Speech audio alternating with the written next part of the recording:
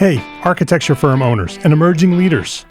Get ready for unparalleled insight into the development of a world-class architecture firm and a worldwide organization driving the digital transformation of the design and construction industry. With Build Smart, the podcast that's changing how our profession operates. We share the incredible stories behind innovation in the building industry with my friend and co-host, Patrick McLeamy, FAIA, former CEO of the international architecture firm, HOK. You know, Yamasaki's office or firm lasted during his lifetime. And when he passed away, I think that was the end of the Yamasaki office. Helmut did not want that. He wanted a firm that would live out and grow beyond the founders.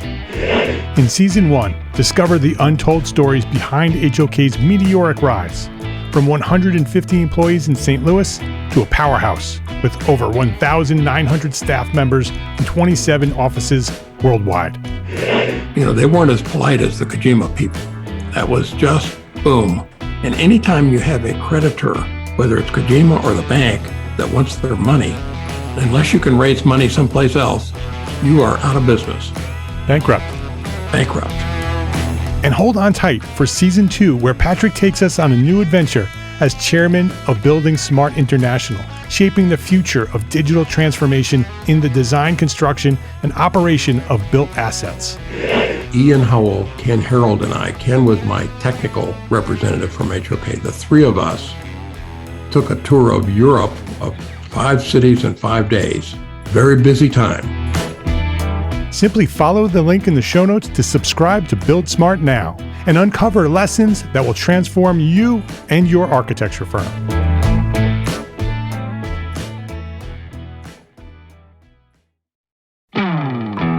Hey, architecture firm owners and emerging leaders. Get ready for unparalleled insight into the development of a world-class architecture firm and a worldwide organization driving the digital transformation of the design and construction industry. With Build Smart, the podcast that's changing how our profession operates. We share the incredible stories behind innovation in the building industry with my friend and co-host, Patrick McLeamy, FAIA, former CEO of the international architecture firm, HOK. You know, Yamasaki's office or firm lasted during his lifetime. And when he passed away, I think that was the end of the Yamasaki office. Helmut did not want that. He wanted a firm that would live out and grow beyond the founders. In Season 1, discover the untold stories behind HOK's meteoric rise, from 150 employees in St. Louis to a powerhouse with over 1,900 staff members and 27 offices worldwide. You know, they weren't as polite as the Kojima people. That was just boom. And anytime you have a creditor, whether it's Kojima or the bank, that wants their money, unless you can raise money someplace else, you are out of business. Bankrupt. And hold on tight for Season 2, where Patrick takes us on a new adventure as chairman of Building Smart International, shaping the future of digital transformation in the design, construction, and operation of built assets. Ian Howell, Ken Harold, and I, Ken was my technical representative from HOK. The three of us took a tour of Europe of 5 cities in 5 days. Very busy time. Simply follow the link in the show notes to subscribe to Build Smart now and uncover lessons that will transform you and your architecture firm.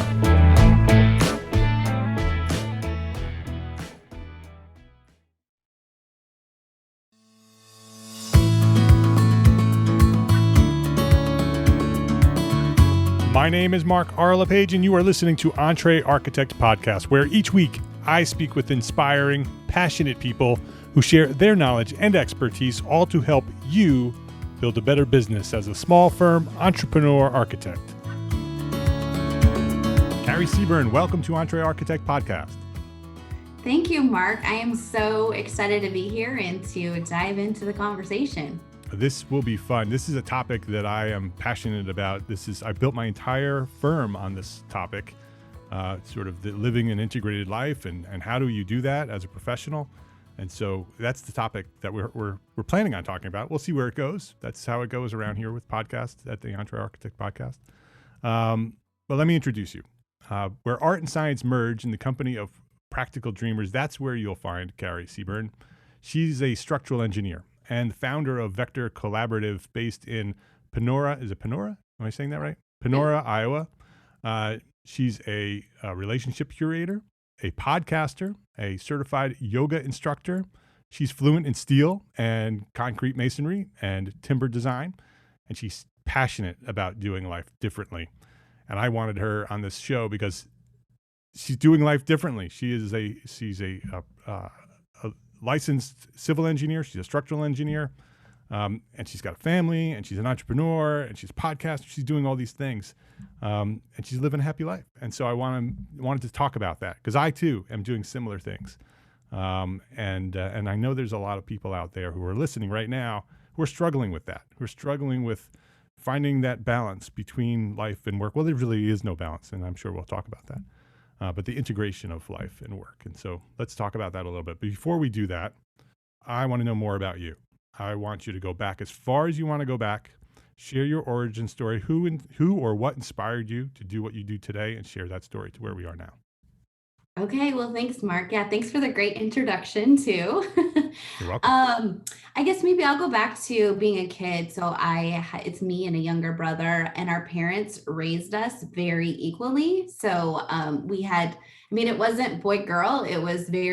We were just treated very equally. So I think growing up, I was kind of taught that I could do whatever I wanted to do. So I've always been pretty ambitious. I remember being about 10 years old and listening to Michael Jackson on the radio and thinking I was too far behind to be successful because I was 10 and he has been at 10. Yes, I has been at 10. Exactly. So I've always kind of had this drive to be successful, to dream and to have big dreams. So I was good in math and science when I was in school, but I was also like, for instance, when I was in high school, I subscribed to Road and Track magazine, and I also subscribed to like a fashion magazine. So my interests have always been very diverse. And it was a little bit hard in high school because I was different than my friends. So my interests were so different. I really loved math class, but a lot of my friends hated math. I really liked fashion, like a lot of them did. And I also like cars. So it was this weird is what I call it, I guess, but maybe something a little less drastic. It was just this very diverse set of interests that I had. I knew I needed to do something to support myself and to support my family. So engineering felt like the right choice or a great choice. I didn't really know what I was getting into when I went into college. I had an uncle that's a civil engineer, and I shadowed with him, and that felt a little bit boring because I was just watching him do his job. I wasn't actually doing it. So if you watch anyone do something for a couple hours and you don't actually get into it, I feel like that's going to be boring. So I didn't know for sure. I would say it took until about second year of college that I was like, we took statics, which really, for your listeners that are architects, statics is, I guess you guys probably get into statics a little bit as well, but it's a different language. So it's the way that we get loads from the top of the building down into the ground. So it was a completely different language that I had never used. It's the language of math. And I loved it. I loved vectors, hence the name of our company. But I just loved that. I loved the process of getting the right answer at the end and taking these complex concepts from the top of the building all the way down into the foundation. So I got super lucky because I found out that I loved it. And then I moved out to Denver, Colorado, started working. My dream was to design high-rise buildings and do complex, amazing, beautiful, tall buildings. And I got to do that a little bit. But in the process, I kind of started shutting off my heart and my emotions and kind of started going down the achievement side and realized that I could be really productive and really efficient if I shut off my feelings and just powered through. And that led me to a place that was not healthy and was unbalanced. And I was just overworked, stressed out. Just everything was just one step away from just collapsing, it felt like, except for my work. Like I was getting promotion after promotion, and that felt really great. But everything else was suffering. So I moved to Iowa in 2010 and started my own business at that time and decided I was going to do it differently. So at that time, I had a 4-year-old and a 2-month-old. And I just decided I'm not going to work more than 40 hours a week. I'm going to give it my all for those 40 hours. And if I have employees, if and when I have employees, I'm going to do the same. So that's something now that, 10, 11 years in, that we hold that very sacred, that we have our downtime where we get to spend it with our families and with our hobbies. And when we have our Monday morning calls, the very first thing we talk about is our weekend for a half hour. And that's super intentional because we all work remotely. So we don't have the co-working, being around people and just kind of the casual conversations that come up. We don't really have that. So it's super important for me to get to know my people and the people that I'm working with. And that goes for employees and coworkers, and it also goes for our clients. So, we'll talk small talk with clients too, because I think it's so important to get to know people. And that's been super helpful. And then reintroducing hobbies so that there is that good balance. So I guess that kind of leads me to where I'm at today, with the business side of it, and then also with the hobbies. But we are firm believers in 40 hours a week. You give it your all for those 40 hours, and you're in a good, strong mental state for those 40 hours so that you can be efficient. And then you have downtime. So it's taken a long time to get here, but it feels really good to be here. So how large is the firm? It's just 2 of us right now. Okay. So I'm in the process of trying to hire, but. And are you fully remote? Yep. I have been since 2010. Okay. So you launched it that way. So that was Yeah. part of the strategy, is to launch it remote. Yeah. 2010, very early for a remote company. Yes. So one of the things, I love being a mom, and I love dropping my kids off at school and picking them up from school. So that was something I didn't want to give up. So you mentioned earlier, Mark, so I live in Panora, which is a small town that's about an hour outside of Des Moines. So for structural engineering, Des Moines is kind of our main service market. And I didn't want to have to commute an hour each way and miss those times with my kids.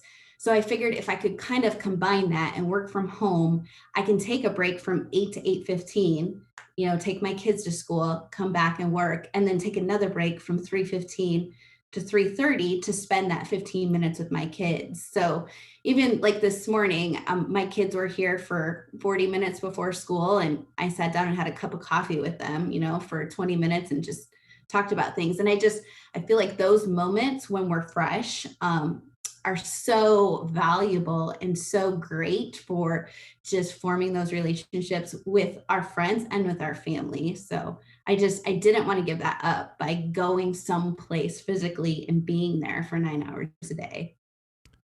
You mentioned about earlier in your career, you shut off your feelings in order to move forward and achieve and just stay focused. How did you get past that?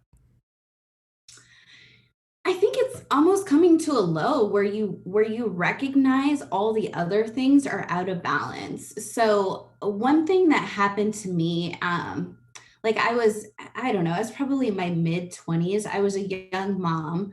And it was just, I had a toddler at home. It was super overwhelming. Work was super stressful. And I remember being in my car on my lunch break for like 10 minutes, because usually I wouldn't even leave the building. I'd just be there for 10 hours or 11 hours a day, and calling the 800 number on my health insurance because I was overwhelmed and I didn't know what to do. I was like, I think I might be having a panic attack right now.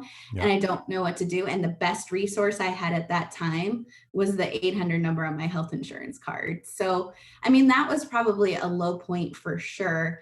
And then I actually got laid off with the recession in 2008.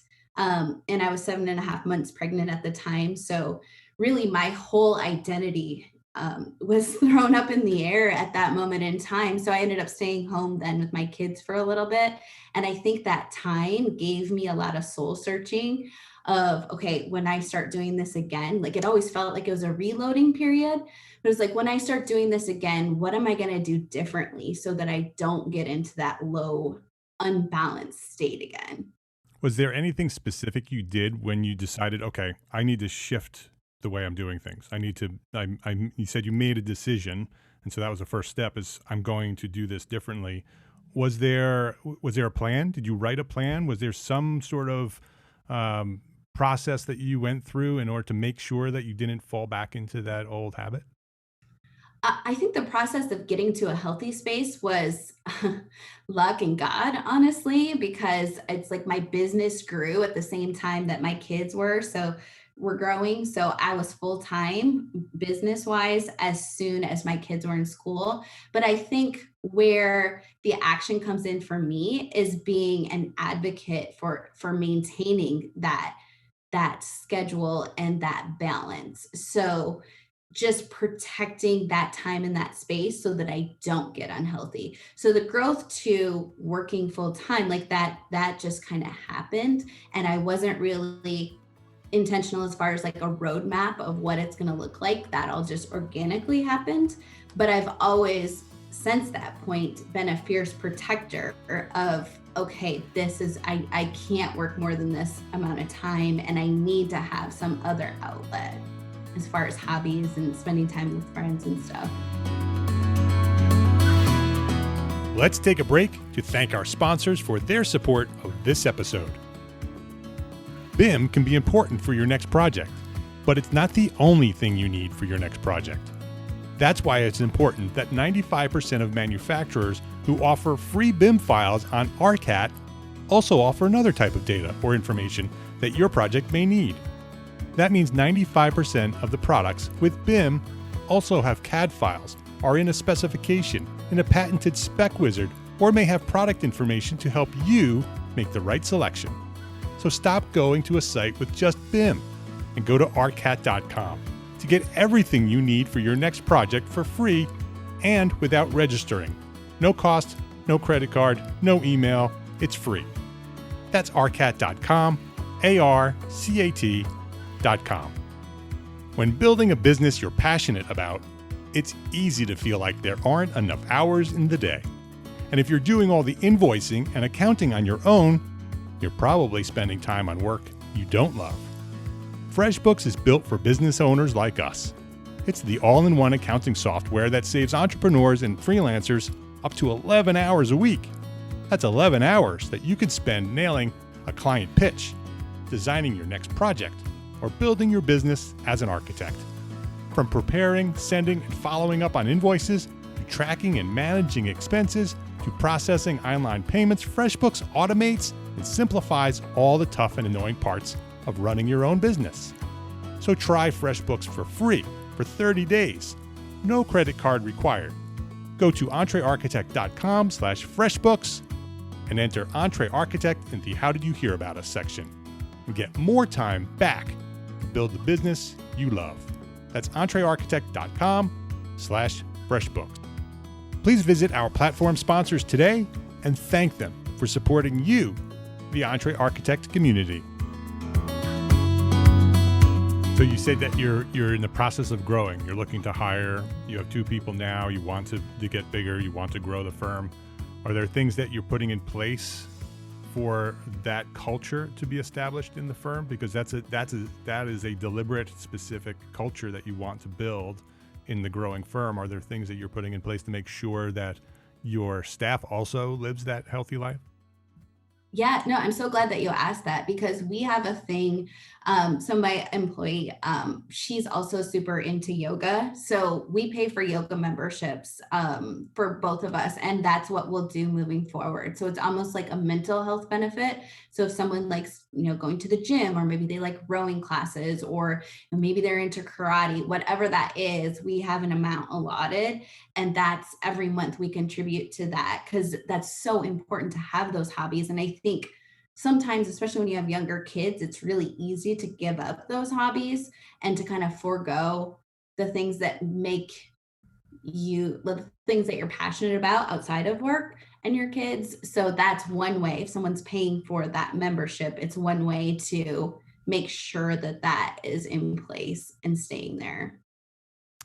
How do you enforce your 40-hour rule? Do you do that just because that's what you want and you have a set start and end time, and your employee? Do you enforce that with your employee? Do you plan on enforcing that with the future staff? I don't do much for micromanagement or like time management. I think it's super important for people to have autonomy and what feels right to them. The thing that I strongly encourage is not so much like the time schedule of it, but the internal checking in. Like, am I feeling stressed right now? Am I feeling overwhelmed? Well, maybe I need to take an afternoon off and do something different then. So that's more how I monitor it is doing that internal check. So having that conversation with employees. Hey, how are you feeling right now? Are you feeling overwhelmed with the job requirements that you have to do right now with your deadlines, or, like check in and see how you're actually feeling. So that's how we do it. I do try to set, all of us working from home, it's kind of difficult because your office is just another room. And it's pretty easy after dinner to just pop in for a few emails that turns into 3 hours. So doing it for 11 years this way, I feel like it's kind of second nature now that I'm done. Like, I'll start at 5 or 6 in the morning, but by 4 or 5 in the afternoon, I'm shutting the lights off, I'm shutting the door, and I'm not thinking about that and trying not to check my emails or do any of that. So I can be in a different mind space for the rest of the evening, and then on the weekends too. I mean, sometimes things come up, right? Like there's tight deadlines and you have really great clients that you want to make sure that you're pleasing, but for the most part, a lot of things don't need to be as intense as we make them. So with working from home, are there specific, well, you had mentioned, and you didn't use this word, but essentially you set boundaries that you start at a certain time and you end at a certain time. And when the day is over, you shut off the lights, you close the door, and your day is over. Much like when you work in an office, it's time to go home. You turn off the computer, you lock up the door, and you leave the office. I have found myself working remotely since 2011, same thing, that I established a time where I start and it's time when I end. And as my kids have grown, they have known that too, that they have known that dad's working from this time and this time. And when he's in that room, that's business. And so if you need to talk to dad, you need to wait until another time when dad's free. And so there's boundaries for me and my family. So have you done that as well? Are there specific ways that you manage your life as a family and your life as a business when it's all in the same space in order for that to work at both ends? Yeah, so my kids are a little older now. They're 12 and 16. So they know for the most part if the door's shut, Yeah. don't bother. If it's open, and I try to keep it open sometimes, and if it's open and if they come home, they know they can come in and talk to me or, do whatever. And I love that flexibility, but I think for me it's having the power knowing that I can shut that door and then I do have uninterrupted time. I feel like after 11 years, I had this kind of, and also checking in with my feelings a little bit more these days. I just have this feeling like if I'm working at night, it feels soul sucking. Yeah. So Monday morning, I'm super excited to get into my office and go through everything. Like, it just feels really good to be productive and to work through it. And that feels really good. If it's Wednesday night at 9 o'clock and if I'm in my office, it feels soul sucking and it feels bad. So it's trying to avoid that feeling almost. Yeah, I found the same thing with those boundaries. It makes everything better. It actually, Mondays are great, right? Because you're starting work again, and it's a whole new day. And some other tips that I've had, and you may have similar things, is that I don't meet with clients on Monday. Monday is my transition from the weekend into the rest of my day, into the rest of my week. So I use Monday to plan out the rest of my week, and it gives me a mental transition from family back into work. Do you have similar tips like that? Yep, exactly like what you're saying, Mark. My employee and I, we have a Monday morning meeting, and one, it's catching up, talking about the weekend, like we were talking about earlier, and then it's planning out the week. So if we have that roadmap for the week, it keeps us accountable to each other, and it also helps us pick up all of those floating things that maybe one or two, or one or both of us have forgotten about or put on the back burner. It brings that to the forefront again so that we can follow up on it. So that's what I typically don't take Monday meetings either, because Mondays are typically busy and, planning, but then also just busy getting everything in place for the rest of the week. And if I'm having a client meeting, I want to be fully present for the client meeting and not be thinking about how everything should be getting organized for the week.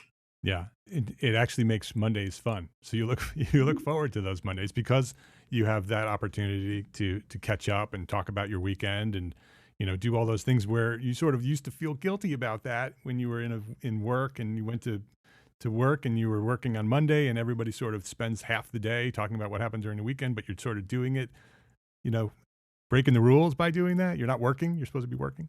Right. But when you establish that that's what happens on Monday, right? That's part of the culture is that's what you're supposed to be doing.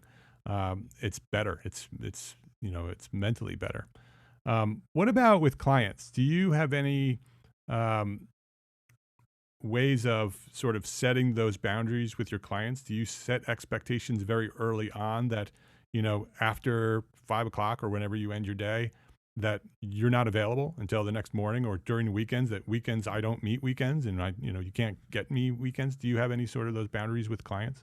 Yeah, I would say so. We don't meet on weekends. I do have my phone, so if it's a client that is a really great client, maybe we are responding evenings to text or something like that. But for the most part, we work as far as deadlines. So we'll set a deadline expectation with the client, or the client will set it on us, and then the infill of making it to that deadline is on us. So that's how we have clear expectations to our clients that really doesn't affect when we're working so much, because we like to have that autonomy.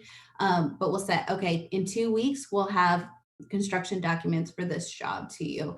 And then as far as coordination in between, I don't think it's always, especially in the design phase, it's not always imperative that you're responding, in 15 minutes to an email. So if we're getting an email at 6 or 7 o'clock at night that's design related, it'll probably wait until the next morning.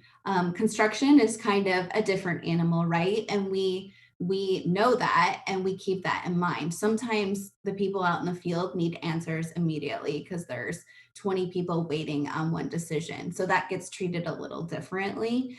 But in design and coordination, sometimes you don't have to return a call in 20 minutes. Sometimes it can wait a little bit longer, and it's okay to have those boundaries and to communicate those boundaries too. Yeah.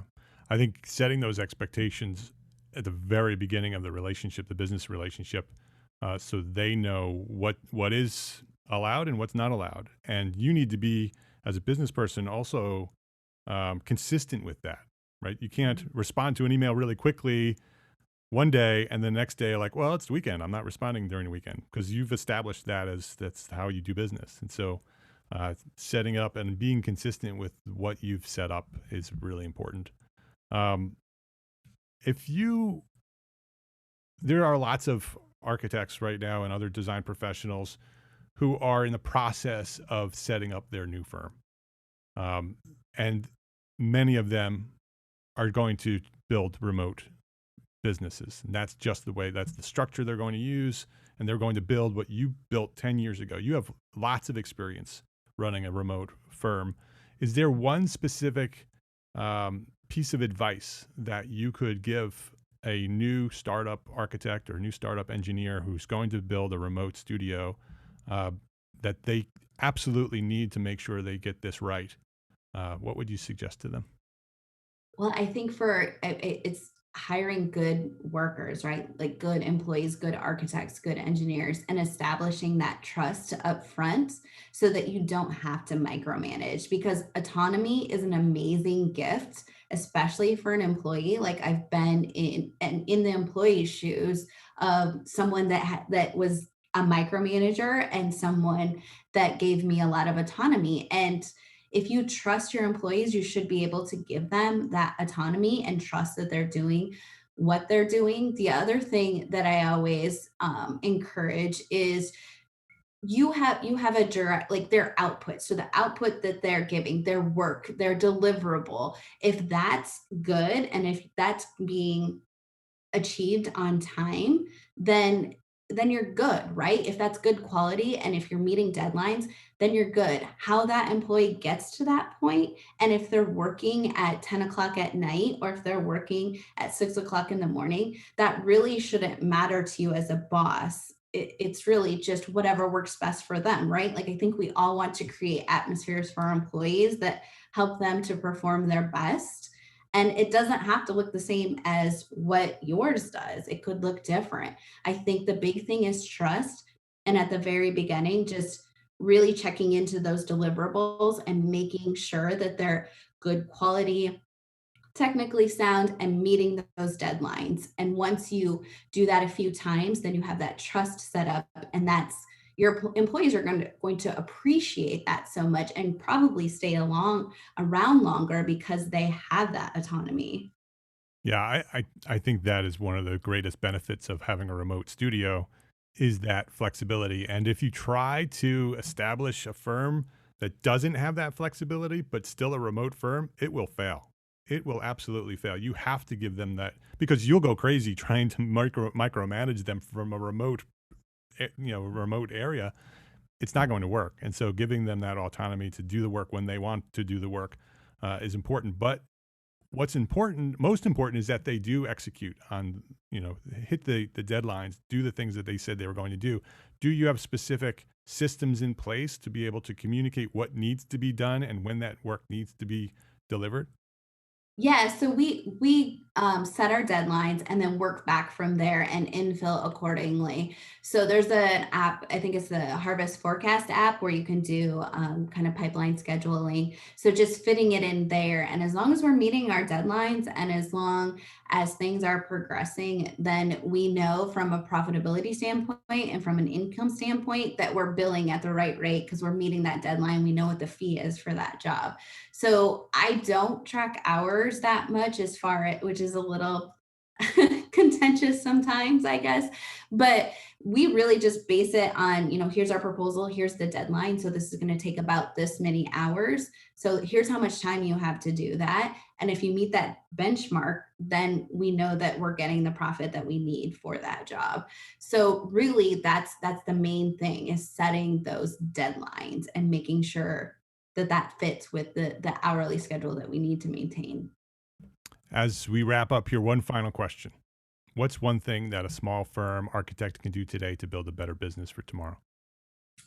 Connections. So it's all about establishing those connections. And just like we were talking about employees and getting to know your employees, getting to know your clients on a personal basis. People are so much more interesting than the jobs that they do during the day, right? They have so many other passions and interests. And if you can connect on those levels, you're going to go further. Everyone expects technical competency. Like, our clients expect us to be technically competent. That's just our benchmark.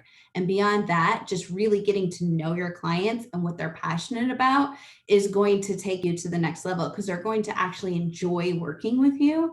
So that would be my one piece of advice, is establishing those connections and getting to know your clients on a personal level. Kari Sebern is her name. The website, if you want to check out her website for the engineering firm, vector-collab.com.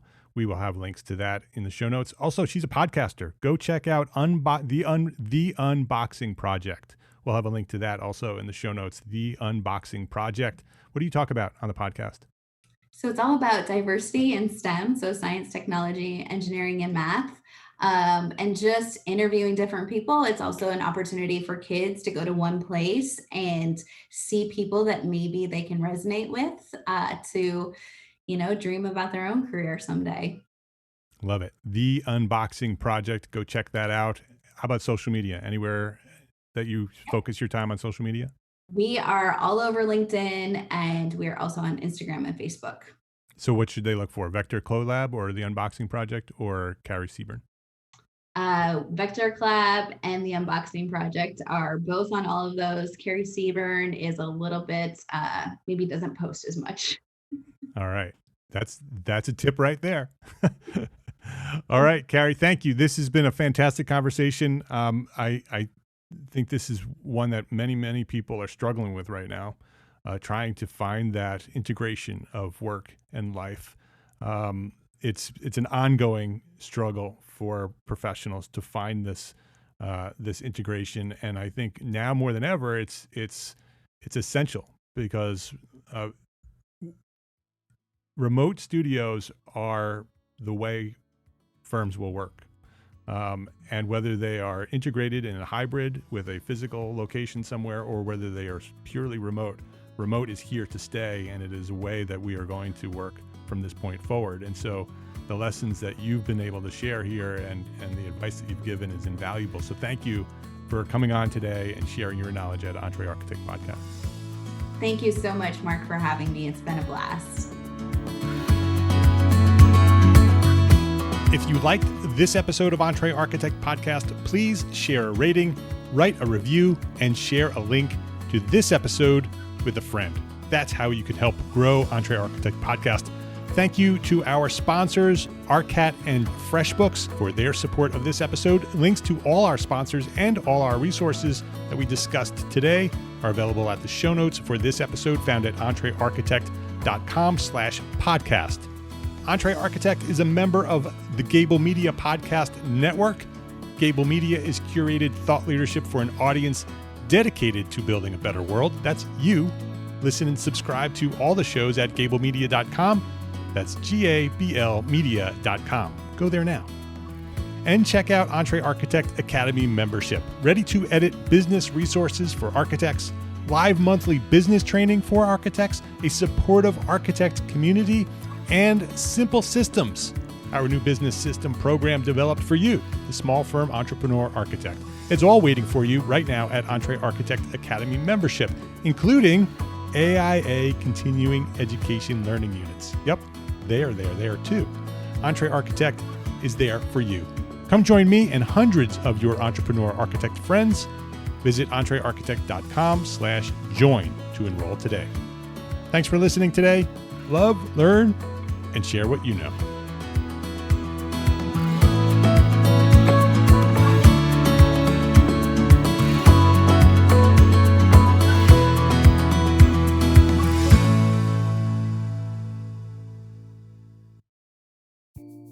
Imagine earning continuing education credits while doing exactly what you're doing right now.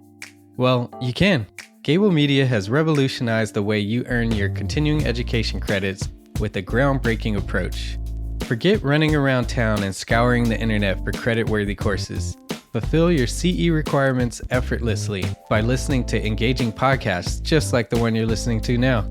Our podcasts are designed to educate, entertain, and inspire, all in a user-friendly environment. But wait, there's more. Architects, Gable Media is also approved as an AIA continuing education services provider.